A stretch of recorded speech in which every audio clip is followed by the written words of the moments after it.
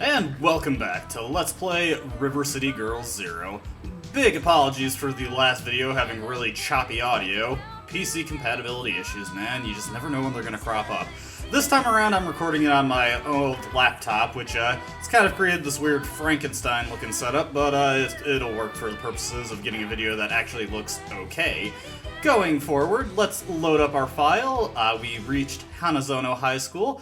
Loading your files just immediately drops you right back in. It's always a good idea to pause your game before saving and quitting in this game. We're probably going to take a knee to the back of the head as soon as I unpause. Yep, But now there's something new to report. First off, we got Misako as a new party member, so to speak, so we can switch to her. I'm doing quite bad to start. But also, we have a whole slew of new moves that we can use. By holding the block button, also special grab moves, there's just so much to go over. By holding the block button, we can do a couple new moves. Hold block and do a kick. Kunio can do a spinning jump kick. This is actually one of the most damaging moves in the game. Pretty sweet. Block and punch, and he does this awkward flying headbutt. This one's actually kind of hard to hit anything with. He can do his own shoulder tackle, or his own leaping shoulder tackle when you press the block button and the jump button, and you have an alternate back attack when you hold block. This one is a back fist that is extremely slow. And that's about the extent of it. We also have a couple new grapple maneuvers. Also, here's something weird.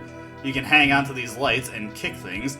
Kind of reminds me of this scene from Baki the Grappler that a friend showed me once, but it's not particularly practical or anything. And like I said, we got a couple new grapple moves. Let's see if I can't pull that off on enemies that show up over here. Let's whoop, whoop, whoop. Yeah, you're supposed to jump as that happens. The school has taken quite a beating and is crumbling around us, so we gotta be careful there. Oop. Yeah, it's so hard to explain things when I've got two guys to deal with. Let's just try and thin the crowd a bit. Oh, jeez. Well, I am screwing everything up. I was gonna say one benefit of the spin kick is that you can do it on get up to keep guys from beating on you. Kunio's gonna have to tag out pretty soon. I am doing horrible right now. Okay, that's what I was trying to show. When you do 3 punches on the guys, a stun, you can grab them, start beating on them. Then when they're down, just walk up to them, hold down. Kunio will pin them and start pummeling their face. Very powerful move. And against some enemies, you can just loop that endlessly and kill them. Oop. Yeah, I could hear those guys running. I was trying to do a spin kick. Moves are a little bit laggy, so it's a bit hard to get them to go right. To hit them with the flying headbutt really easily, and this is something that I just figured out on my most recent playthrough of the game for practice, you can also use that stun after an enemy has been punched 3 times to hit them with a special move really easily. Another thing about the pin that's actually really nice is that enemies are pretty slow to break you out of it, as you can see. So there are cases where you can actually just pin a guy and beat on him, and their ally will just watch you do it.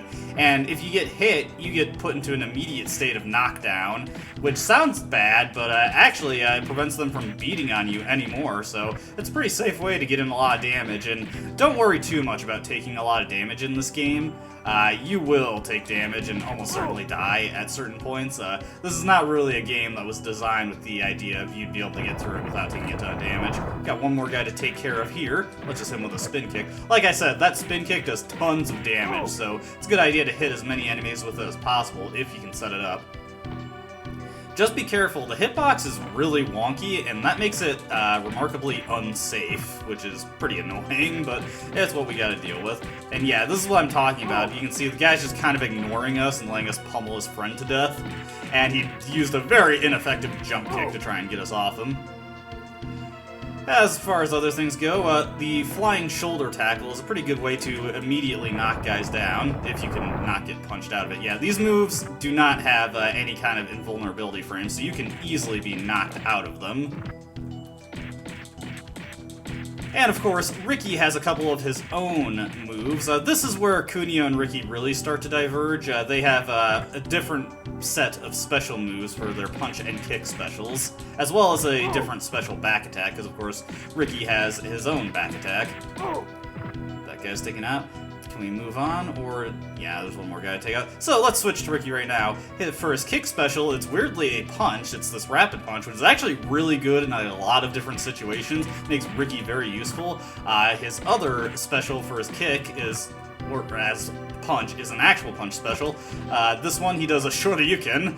It has very low range. You can basically only pull it off at point blank. It's much more dedicated as a get-up attack and doesn't have a particularly high damage value. For his special back attack, he has a donkey kick. We'll go over what Misako can do. Actually, we'll switch to her and use her for a bit. I actually want to conserve Riki's health a bit, because he's very good for the upcoming boss fight we're going to be getting into. And once we make it to the roof of Hanazono... Hey, it's Kyoko! Kyoko, in this game, rocking her school uniform with the plaid skirt. Still quite as skinny as Misako. Oh, dip. Burning on his looks. And he is sensitive about that.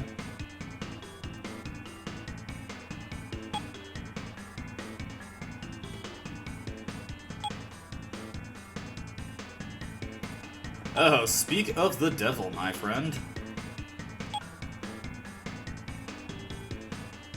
Actually, I was playing a little bit of, or I played a playthrough on the literal translation earlier, and they do kind of skip on the flavor text and just translate the text as best they could while making it appropriate English, and yeah, the game's plot is definitely a lot stiffer when you do it that way. Dumpster head, I like that one.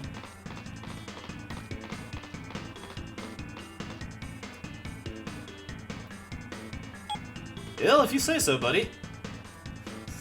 Like your mother? How? Now, he's not kidding when he says the school's about to collapse. As this fight is happening, the school will slowly begin to collapse. Now, Ryuta is the first boss that actually has some teeth to him. He has some very quick moves. As you can see, he's got that striking elbow there, knocks you down. He also has invulnerability frames on get up like Daiki, but he hits a lot harder, so be very careful when approaching him, and he's much more aggressive. We can show off Misako's special moves here. She, of course, has this weird somersault. That is her punch special. Her kick special is a spinning kick that's actually pretty good in terms of damage, much like Kunio's. The girls in this game, girls of River City Girls, they have jumping kicks for their jump specials, or flying knee strikes, sorry. And then her special back attack is a donkey kick, much like Riki's. She also has a backhand slap. That's all I want to throw out. One thing to note about the girls, as far as their statistical differences compared to the boys, they deal the same damage. However, they cannot use grapple and pin maneuvers for some reason. So they can't grab guys while they're in stun, nor can they do down pummels. The trade-off is that they have faster horizontal dash speed. Not really that great of a trade-off, because dashing is very stiff in this game. And as far as movement goes, you want the bosses to approach you, or you want to slowly approach them on the diagonal. So moving faster on a horizontal plane actually is not that helpful. For Ryuta here, you definitely want to focus on getting his buddies out of the way. They will definitely get in your way while you're trying to take him out. Misako's taking quite the beating here, but I'm not too concerned about it, because Riki is better for this fight anyway. We'll be switching to him as soon as her health falls below Kunio's. She can probably take another hit before that happens. And once again, bosses in this game are very durable, so we have to beat on this guy quite a bit before he goes. You may notice that jump kicks can be a little hard to place when you're dealing with guys who move a lot, like bosses. Alright, we'll switch to Riki now. And Riki, like I said, his rapid punch special, very good. You can just walk up to bosses with it. It has way bigger range than it looks like. You can just tag them with that, knock them down, start stomping them, back up a bit, and then just do it all again. Let's see if I can't get that going. So yeah, we hit him with the punch special, back up, hit him with another one, start stomping him, and yeah, just keep that going. It's really good. Riki is probably the best character in the game because of that. Right behind him, well, we'll get to that later. But yeah, this is an extremely effective tactic against a wide variety of bosses in the game. There's only a couple bosses where I would utilize different tactics than this if you want to keep fights simple. Some bosses, they have it in their AI scripts where they'll dash at you after a time, and you can just get them to run right into this. So good. And once you defeat him, he runs all the way to the other side, just in an effort to waste your time, I suppose.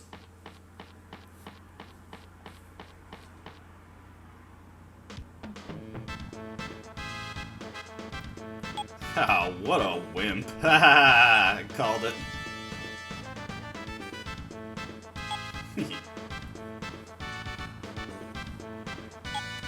Alright, Ryuta, spill. Blue Emperor, eh? That's an awesome name. But it's bad that they told them to wreck the school. Especially considering they managed to completely destroy it. Well, fair.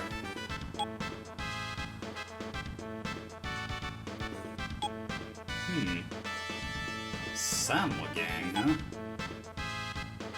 Never heard of them. It looks like none of our group has either.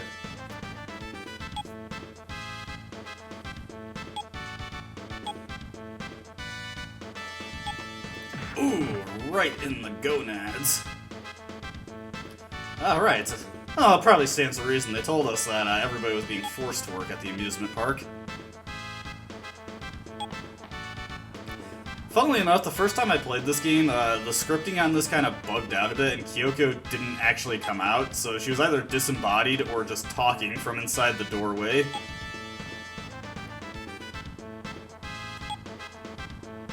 Haha, preach, sister. And hey, we get another party member. The other half of the River City Girls, Kyoko. And we'll switch to Kyoko and see how she stacks up compared to Misako. Kyoko is also pretty awesome, probably the other best character in the game. Why? Because her kick special, if I can actually, of course I say she's awesome in this group. Her kick special is like Riki's rapid punch, except she uses her feet. Has pretty decent range, and again, can do the same tricks that Riki does, so Kyoko is pretty awesome like that. Of course, I am making her look terrible by stinking. Other than that, you may notice that the girls, their punch combo is a slap, and much like Kunio and Riki, as far as basic attributes go, Kyoko and Misako are pretty much identical to each other. She does have a different back attack. She has a spinning back slap for her special back attack. For her punch special, and I want to get this guy stunned before I try to hit him with it. You could actually come on screen so I can see you. Let's stun him. Her punch special is a kind of weird hurricane slap. It's hard to actually attach a term to that. Like before, she has a flying knee strike compared to Misako, and that's about it, really. Same thing as Misako, faster horizontal dashing speed, cannot pin or grapple enemies. Not sure why that's a weakness in the girls' kit. I feel like they could have balanced that a bit better. At least let them do standing grapples. But yeah, probably best way to get the most bang for your buck is try and get guys locked in the punch combos, hit them with either the punch special from the girls, or well, actually it depends on the characters. Basically, just try and hit them with your spin attack. That does a lot of damage, and that's a good way to deal with things. For other enemies, generally the best way to deal with them is to space them out with either jump kicks or whatever the highest reaching move you have is. Yeah, I wanted to hit that guy with the spinning fist. One thing to note about the spin attacks is that their hitboxes are pretty deceptive. They have no vertical tolerance, so if the enemy is even on a slightly different vertical plane compared to you, they will not hit. Very annoying. I will admit the stomping animation from the girls is really funny. Especially if you line it right up and hit them in the daddy zone. But hey, I wish my school had an amusement park right next to it. But yes, the amusement park is right here. Alright, buddy, tell us what's going on here. We're here to liberate the high school students from the amusement park that they were enslaved at. I offer my sincere sympathies to my Japanese viewers. I had no idea that in Japan that it had such a problem with delinquent youth seizing entire schools and amusement parks. I didn't realize it was so dystopian.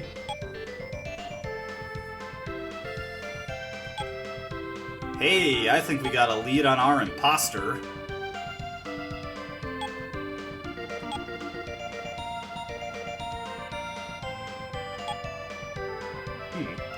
What's his name? Thanks, Riki.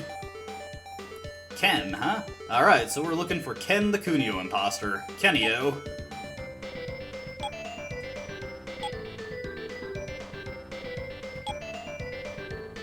Well, you're no help. Oh, Shinji can probably give us a lead. Alright, so our first order of business is the Ferris Wheel. Let's go to it. No enemies to fight us in the amusement park so far. Also, the Ferris Wheel is an extremely annoying area, so this one's kinda silly. What we have to do is get on top of those Ferris wheel cars. There are going to be enemies coming along. Ah, the one just came past us. Now, to get on these is a little unintuitive. When you jump, you can press the punch button. Your characters will throw out their hands like that, and then they will grab onto ledges. So you can get onto these cars by doing that. To pull yourself up on the ledge, you just have to press up, and you can get down by, of course, pressing down. Now, I'm going to be honest, this section is extremely boring. You only deal with one guy at a time, so what I'm going to do is I'm just going to speed this up in post, so hold on. Hyperspeed, go! Yeah, this section just very, very slow and tedious, especially if, as I did several times in the course of attempting this, you get knocked off of the Ferris wheel carts like I did. When the enemies are knocked in between the carts, they'll get pushed towards you by the carts when they get up. So that's actually a really good opportunity to line up a spin kick or a spinning back slap or whatever variety of spins. When I was doing this recording, I had so much trouble classifying the variety of spinning attacks that we have. So many of them. But yeah, it's just a very slow, boring section where you have to jump along and kick guys off the cars, and this game does not do platforming particularly well, and it's hard to hit these guys when you're getting up. We're closing in on the end now.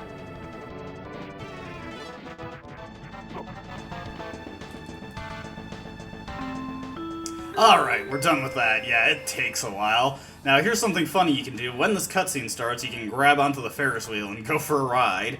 If you have two players and they each grab separate Ferris wheel carts, the camera gets very, very confused on what to focus on at this point. It's pretty funny to see, honestly. Alright, let's go to the roller coaster. Sounds fun to me. Due to the awkward way I had to approach there, Kyoko took a bit of a beating, so let's switch on back to Misako.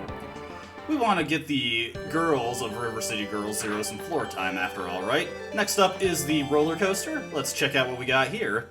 If you guessed more thugs to beat on, why, you'd be correct. How are you so astute to know that? And of course I screw up immediately. Yeah, enemies are so random in this game about how quickly they react to you, about how quickly they hit you. It's honestly kind of annoying. It makes it hard to play things super cleanly. But it is what it is. And there's a couple of consistent things. Like, when they get up, there is a window where you can throw out a spin kick or a spin punch or whatever your character uses and hit them as they get up. And that's a pretty good way to deal some damage. But again, sometimes they can just break out of your hits and start stunning you with their own counter punches. It's very annoying, very random, and I'm not a huge fan of it. It's a shame, because this game actually has a pretty robust combat system for SNES beat 'em up, but it seems to mostly boil its difficulty down to being really annoying.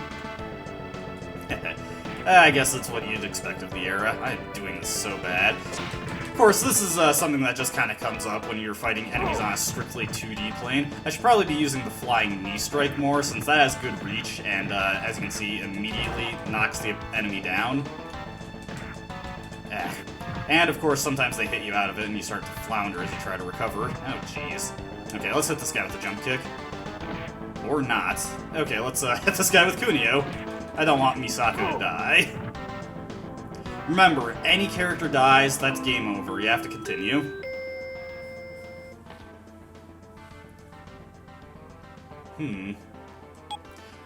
This was just a setup. Kunio dislikes radio technology. Is that really the best phrasing they could have come up with? Go-kart track? Awesome, I like go-karts. Are we gonna play Kunio Kart now? Hey, a roller coaster! Oh, of course we can. Let's go.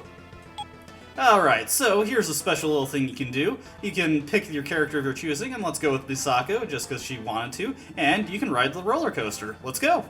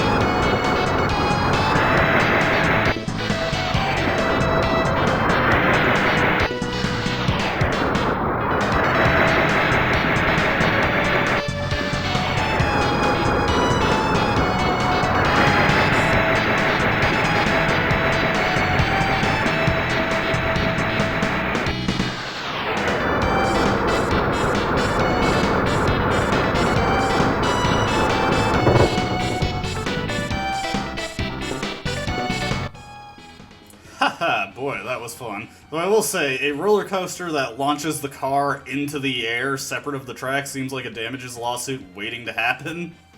Now, despite what Misako says here, this actually does have some kind of gameplay function. It restores your health completely. So, yeah, that's nice. I've actually, every time I've come through here, I've always ridden on the roller coaster, so I don't know if you get healed before the upcoming boss fight. Speaking of that, we're going to switch to Kyoko for the upcoming boss fight. Man, launching the cart off the track seems like one of those things you build in Roller Coaster Tycoon just to kill your park goers.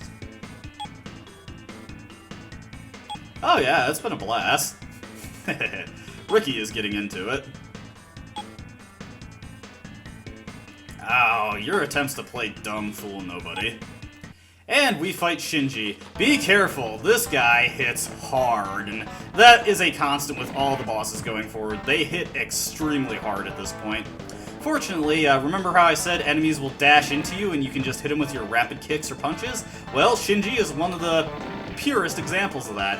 You can just back up, he'll run into you, and you can just hit him with he'll run into your rapid kick. Yes, run into Kyoko's Feet of Fury. Sometimes the final hit doesn't knock down, and we can follow that up with a kick combo. As you can see, Kyoko and Misako, for their kick finisher, have this exceptionally awkward-looking drop kick of their own. Their form isn't quite as good as Kunio and Riki's. Sometimes I screw up the timing, so I gotta back up and readjust a bit. So let's do this. It is honestly not that bad if the final hit of the kick or the kick special doesn't knock him down. Hitting him with that extra kick and drop kick is, of course, a lot more damage. But yeah, this guy, very simple once you know. He can actually be pretty tough if you don't know you can just cheese him out like this. He hits very fast and very hard, and he will shred your health bar. And that is something that you need to keep in mind for every boss in this game going forward. They all have moves that they are just exceptionally weak to, and using these moves is the way to beat them. And trying to just get up and try and punch them and be fancy, that is just going to cause you to get killed more often than not. If we could get the Technos racing sign out of the way, I can see this guy better. And yeah, I realize this is not exceptionally interesting to watch, but trust me, trying to fight this guy any other way is just going to result in a ton of dead characters. This is the part in the game where you're probably liable to start racking up continues, so don't be surprised if you got... Yeah, look at that! That was like, what, 15 to 20% of my life? It's 25% now? Yeah, I'm letting this guy through now, and he's just shredding... Whoops! I don't want to be Kunio there. He just shreds your health bar. Come on, buddy. Run at me. Okay. I was tempted to go in for stomps there, but the loop works better if you ignore stomps, so it takes a little bit longer, but it is what it is. In later fights, we'll be able to incorporate stomping into the strategy, which will work a lot better. Yeah, later fights, honestly, it does kind of boil down to this, either using your rapid kick and punch, or using well-timed jump kicks and following up by stomping the enemies, then backing up and trying to loop them like that. Wanna go, buddy? Let's give him some space. Whoop. There we go. And whenever you hear that grunt, that means they're down. Fortunately, Shinji, unlike a lot of other fights in this game, he does not have any help. Much like Ryuta, he runs off to cower before we hold him down for a bit. Unfortunately, unlike Ryuta, he gets away this time. But hey, it's Kunio's motorcycle! My thoughts exactly.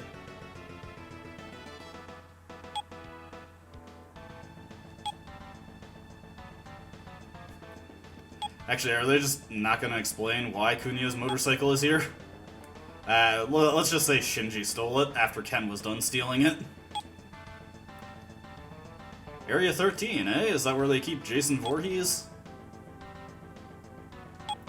Alright, but this introduces a new gameplay mechanic, biking, which we will be getting to in the next video, as I feel this one has ran long enough. So, as always, I hope you enjoyed watching, hope to see you next time, and I hope the video quality was a lot better this time. Big apologies for how terrible it looked in the previous video. I genuinely did not know until I actually looked at the playback, and it just didn't seem severe enough that I should scrap the recording entirely. Maybe if it was a weekend, I would have put in the effort to re-record it, but, what's done is done. So yes, have a good day. Bye.